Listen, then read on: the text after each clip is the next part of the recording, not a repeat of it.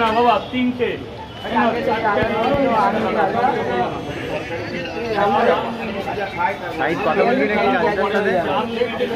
বলো পরে খেয়ে যাওয়ার সময় পয়সাটা দিয়ে দিতে হবে।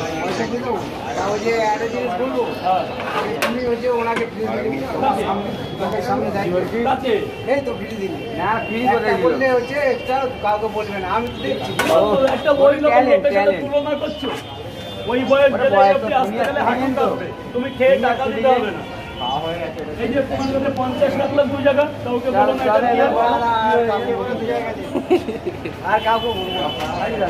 মানুষ তো মানুষকে ভালোবাসবা, বয়ের চাইতে মানুষকে ভালোবাসবে।